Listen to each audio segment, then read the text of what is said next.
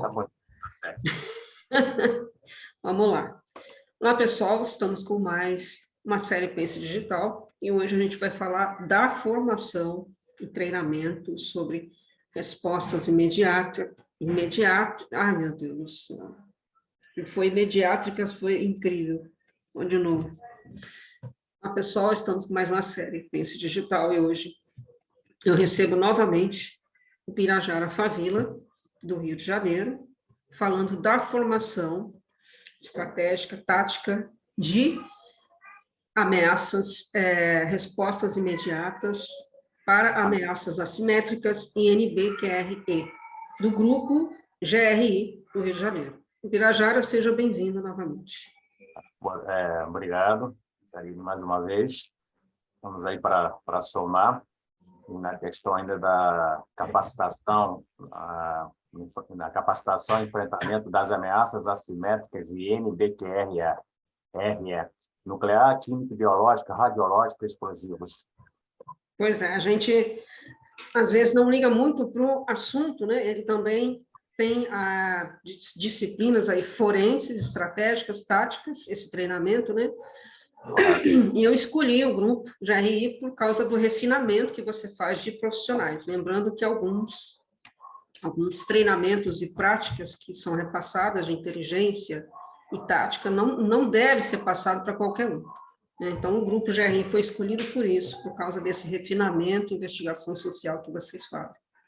Exatamente. O Pira, o que é? Explica o que é o GRI, né, o objetivo da formação desse grupo, dessa escola de treinamento, né? O que é o NBQRE, né? E ameaças assimétricas, né? E demais formações que você faz, e como você faz esse filtro aí de pessoas para compor esse treinamento. Bem, vamos lá. Especificamente, primeiro semestre de 2016, estava ocorrendo as Olimpíadas, né? Sendo promovidas as Olimpíadas, tudo. E estavam pensando no desenvolvimento de um curso, né? Depois de ter conhecido uma conferência na Marinha, INBQR, não conhecia tanto, dali gerou uma semente e o surgimento do ciclo de estudos de capacitação na prevenção e enfrentamento das ameaças assimétricas INBQRE, no caso, né? E que a primeira edição acabou sendo desenvolvida, né? Sendo criada na 7 a 11 de março de 2016, primeira edição realizada na aduana da Receita Federal. E o que seria este curso, o que seria esta capacitação, praticamente? Bem, o curso, ele engloba várias expertises, vários tópicos, assim como vários tipos de conhecimentos integrados e de grande valia e de grande importância, principalmente para defesa e segurança, principalmente. A formatação desse curso ele foi totalmente diferenciada, até porque não recebemos inscrições diretas, né, dele, e você passa por 4 fases. O que quer dizer com isso? Pelo que é falado, pelo que é apresentado, por questão de segurança, os candidatos, seja da defesa, seja da de segurança, da aeronáutica, preenchem uma ficha, enviam seus currículos com fotos atualizadas, os dados são verificados, essas pessoas se batem, e a partir daí é autorizado a realizar a terceira ou quarta fase do curso. No caso, inserir dados na internet, na página do curso, tudo praticamente.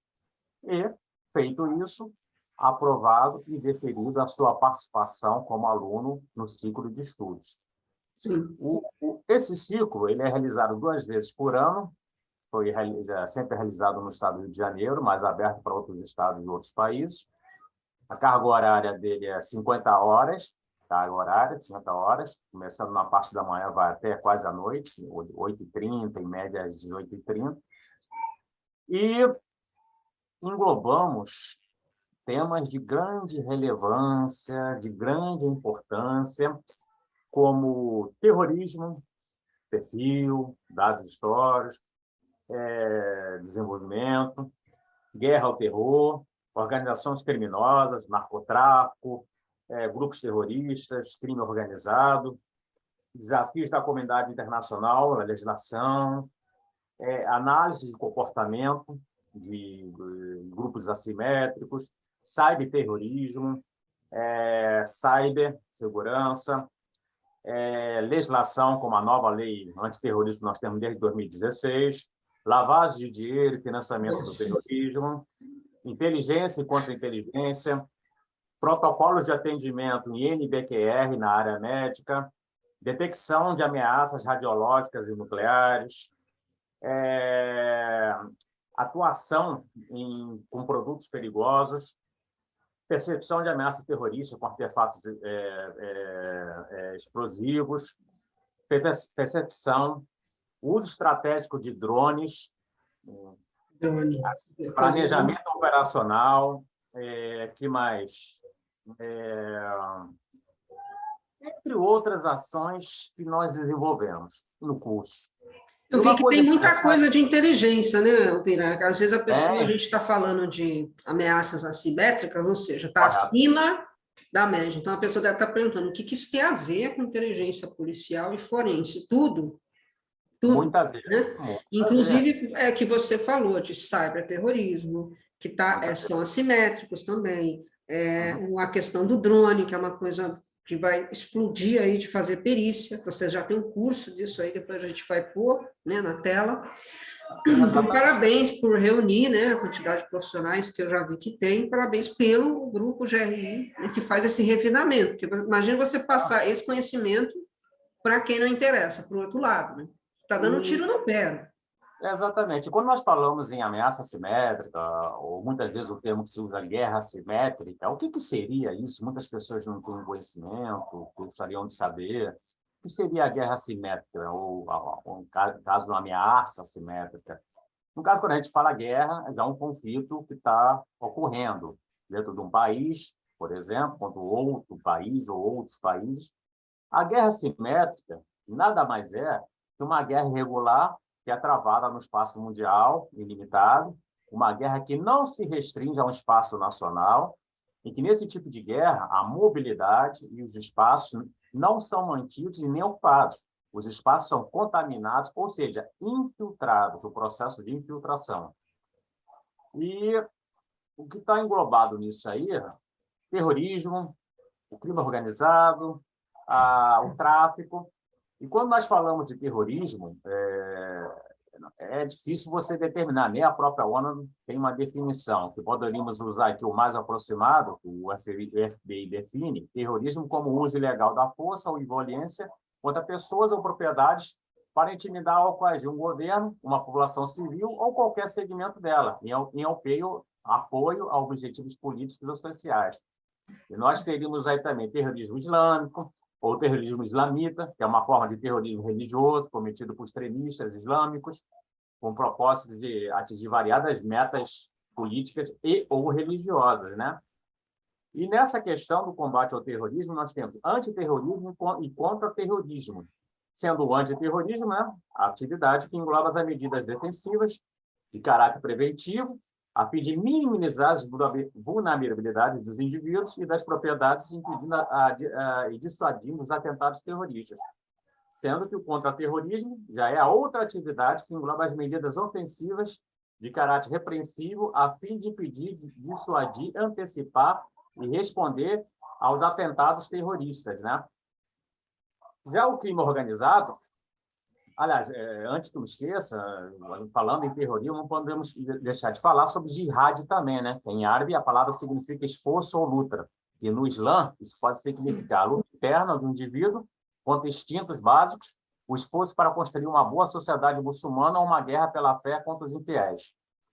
Crime organizado, que acho que uma definição mais perto seria a Convenção de Palermo, né? Que define como um grupo criminoso, organizado, estruturado, entre 3 ou mais pessoas com existência há algum tempo, atuando concertadamente com o propósito de cometer uma ou mais infrações graves ou enunciadas na presente convenção, com a intenção de obter direta ou indiretamente um benefício econômico ou material. E na nossa legislação brasileira, que aqui a gente pega a Lei 12.850, de 2013, e considera organização criminosa a associação de 4 ou mais pessoas estruturalmente ordenada e caracterizada pela divisão de tarefas, ainda que informalmente, com o objetivo de obter, direta ou indiretamente, vantagem de qualquer natureza, mediante a prática de infrações penais, cujas penas máximas sejam superiores a 4 anos, ou seja, de caráter transnacional. E, para finalizando, o narcotráfico, que é uma atividade ilícita praticada para a comercialização de entorpecentes. Em outros termos, o narcotráfico absorve um poder paralelo, baseado numa economia ilegal ou os quais abalam a estrutura política e administrativa do local, além de gerar demasiada violência e corrupção com a presença do crime organizado.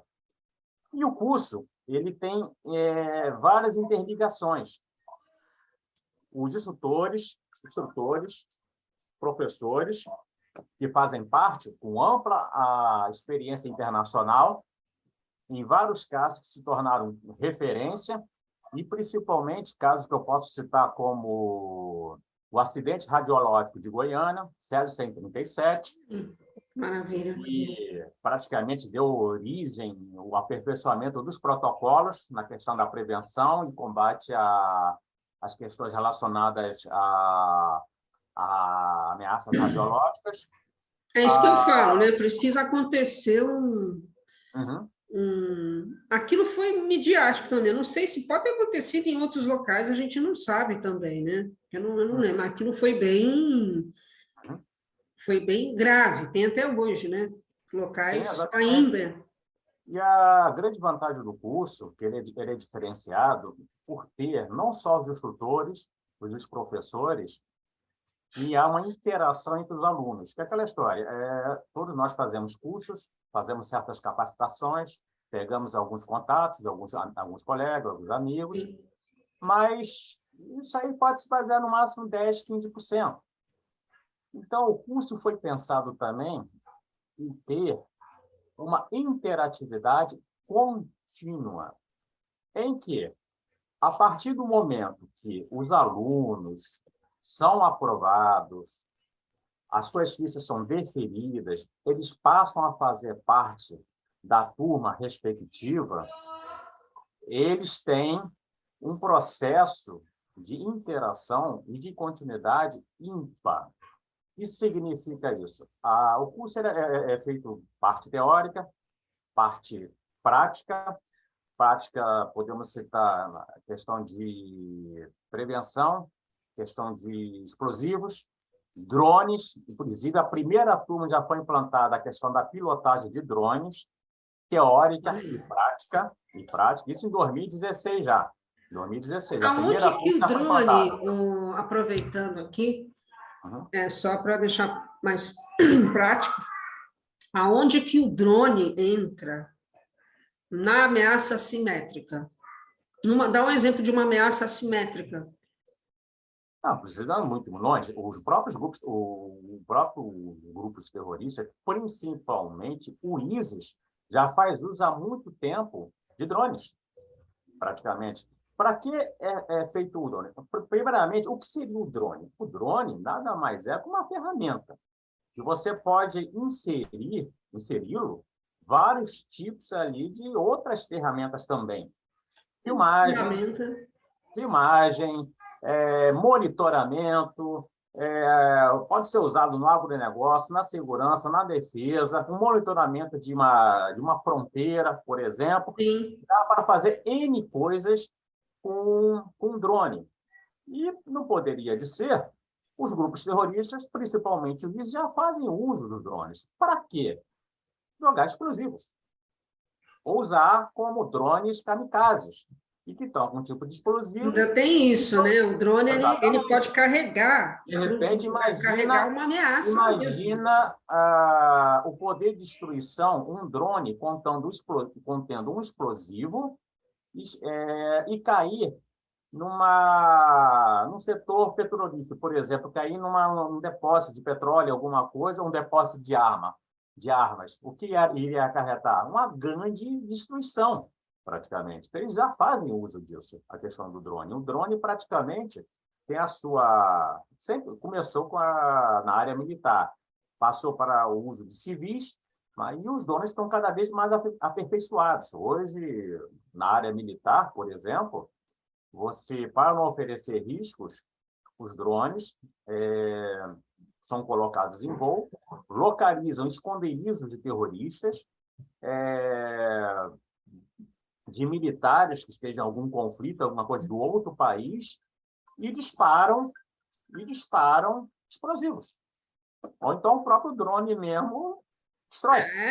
O drone pode virar uma metralhadora. Exatamente. Se ele for monitorado, né? Daí drone... a importância também de se conhecer os crimes comuns para depois conhecer a tecnologia de drone para periciar um drone, né? Porque quem faz essa perícia é o forense computacional, em parte também. E o drone, você pode ver ali, quando você está em perícias, por exemplo, você tem as imagens também, que são captadas, as imagens, sim, filmagens, então já entra ali outro tipo de perito, entendeu? Na questão das imagens, verificação, tudo. Então, ele dá uma ampla atividade de ações que o drone proporciona. E no nosso curso, especificamente, o uso do drone para defesa e segurança, monitoramento, análise de terreno, principalmente em morros tem sido usado muito na questão do tráfico, monitoramento das facções, principalmente os que atuam no estado do Rio de Janeiro, que o drone te dá uma amplitude muito grande e te dá uma margem de segurança também muito maior, também, né? De certeza, né? De certeza, porque você está vendo, não tem um filtro ali, só se não tem o que falar, você está perto. Exatamente. Então, o tópico, a aula referente aos drones, é mais um tópico que é inserido na grade do curso, assim como outras matérias que são apresentadas. Então, o que acontece? Todos os alunos, quando fazem um curso, são analisados na questão de operações, conhecimento e, principalmente, a participação entre todas as agências. Nós prezamos muito essa questão da integração de todas as agências. O que significa isso? Quando ocorre um fato, uma situação, você tem vários atores, Polícia Militar, Polícia Civil, peritos, Ministério Público, Defensoria. Esse curso nós englobamos todos eles, e se comunicando. Tanto que uma parte do curso, quando chega quase ao seu final, é feito um exercício de análise da situação dos fatos. Por exemplo, é passado fatos para aquele grupo que é formado desde do primeiro dia do curso, há uma ameaça de bomba, por exemplo, no aeroporto. Vocês vão ter que resolver, vão apresentar uma solução, e apresentando o plano A e o plano B. E você tem ali gente do Exército, da Marinha, da Polícia, um perito. Então, as agências trabalhando juntas entre si, interatividade, e tentando sanar se haver um problema que pode surgir posteriormente. Então, são dados exercícios. Eles têm mais ou menos 1h30 ou 1h40 para elaborar uma ação. E os grupos depois se apresentam. Os outros grupos analisam com os instrutores e os professores. Então, uma análise prática simulada de uma... É isso que eu ia falar. Você trabalha com simulação, né? Igual o treinamento de bombeiro, é bem prático, né? É uma coisa, e tem que fazer sempre, né? Só deixando claro, tem que fazer sempre. Exatamente. E o que acontece depois disso? Depois da certificação do curso, nós temos o nosso grupo, como todos têm, só que existe uma diferença também no nosso grupo. Todo grupo tem um grupo do WhatsApp, de Telegram, como nós temos, e também no Facebook.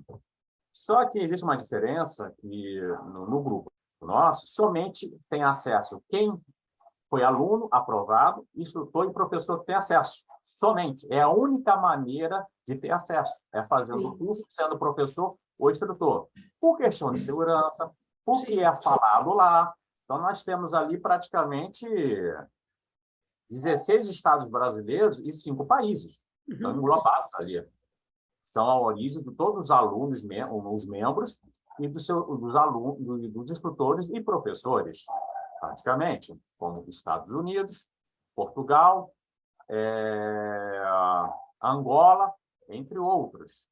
Os estados aqui, Goiânia, Rio de Janeiro, Brasília, Distrito Federal, e diversos outros.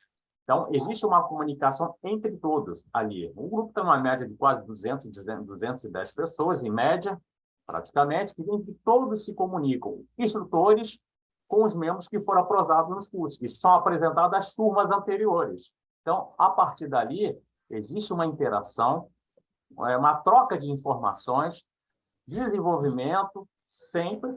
E o curso, nós falamos o seguinte, ele tem um início, mas nunca tem fim. O aperfeiçoamento sempre, sempre e sempre.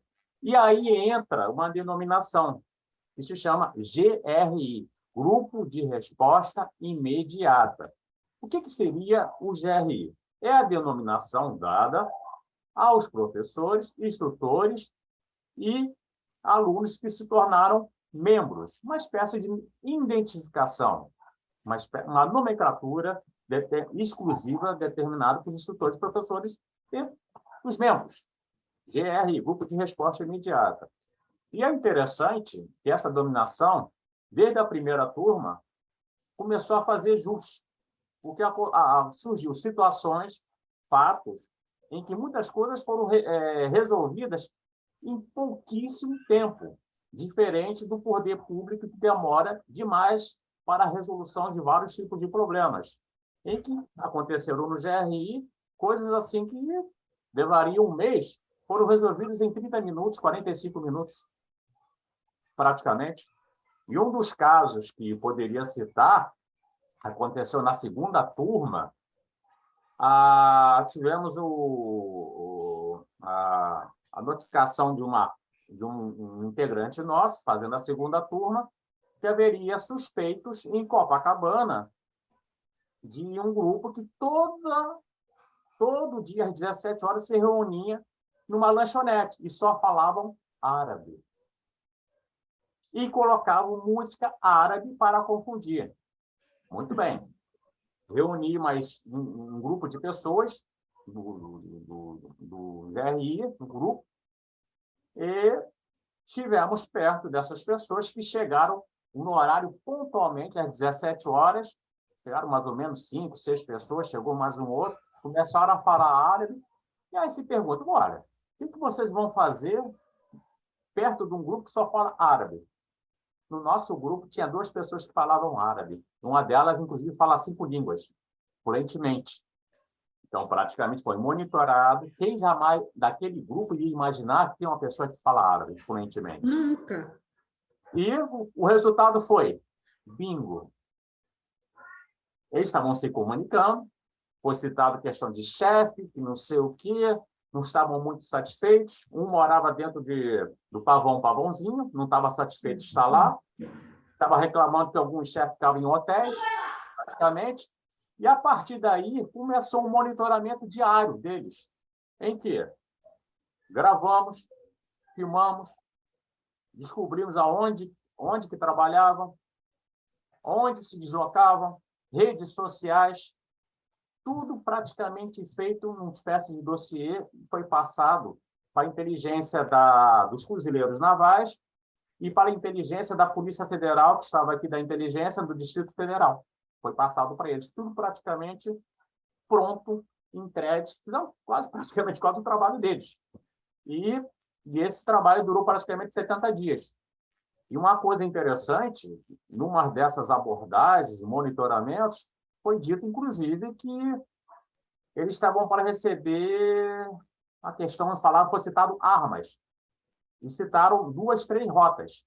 E, coincidentemente, 20 dias depois, ocorreu um conflito dentro do pavãozinho, em que alguns fuzis novos foram apreendidos. Coincidência? Creio que não. Então, esse grupo já fez vários tipos de ações, vários tipos de parcerias, desenvolvimento.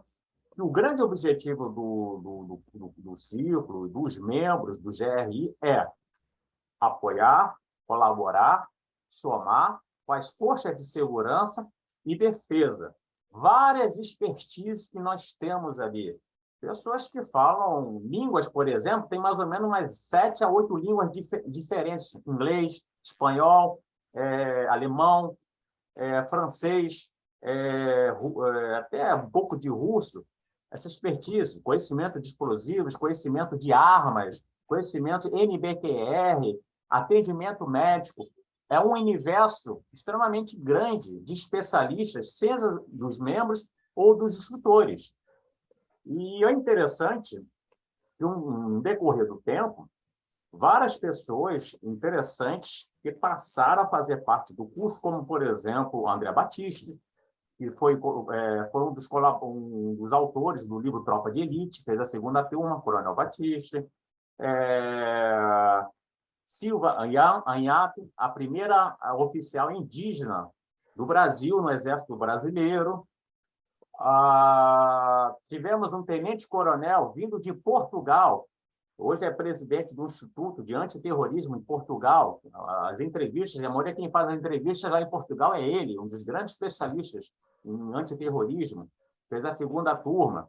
Então, várias pessoas instrutores, então, nós podemos citar o Kleber, medalha púrpura, serviu na infantaria americana e atuou por 1 ano no Afeganistão, ganhou a medalha e o selo presidencial do próprio presidente americano, Barack Obama, na presidência americana.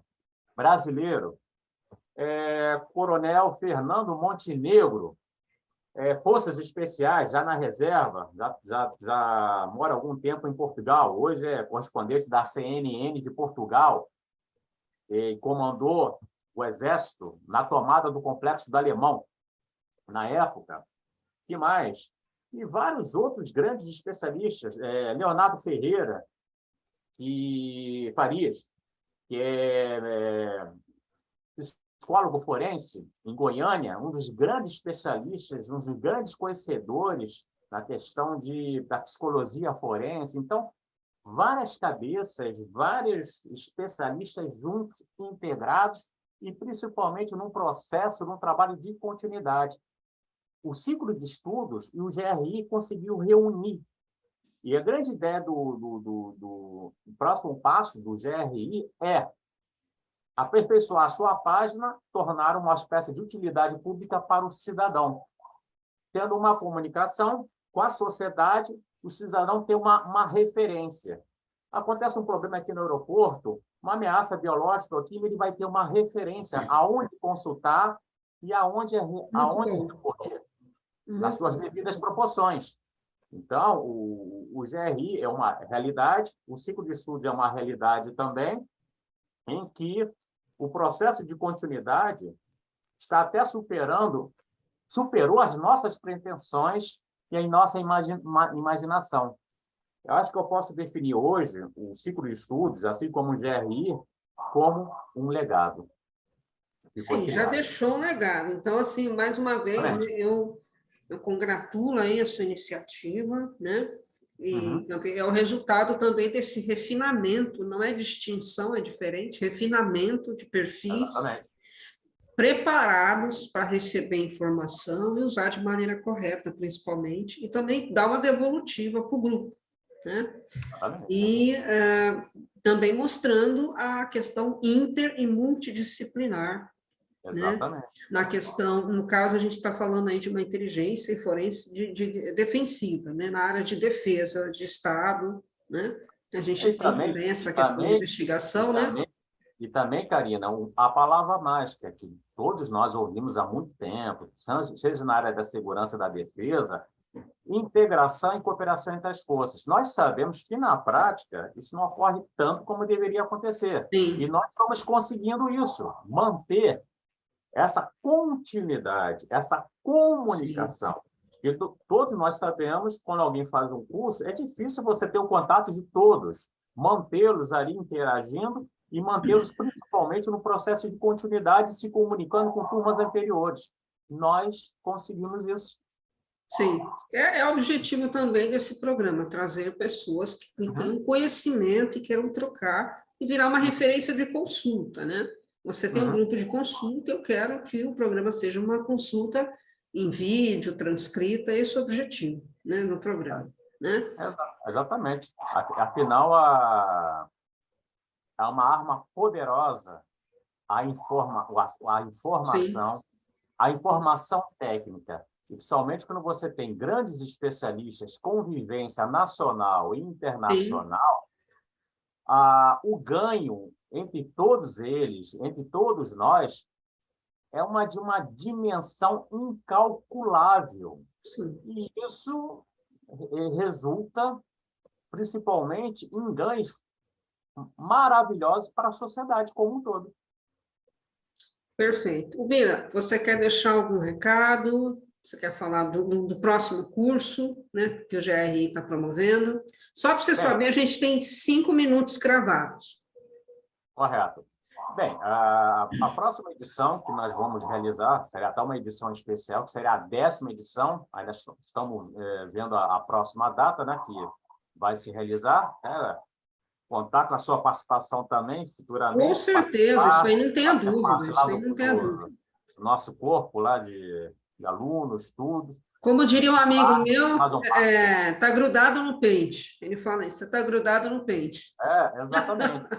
E a ideia do GRI, do ciclo de estudos, estamos começando a receber alguns convites para fazer em outros estados e, inclusive, outros países que nós estamos analisando também, né?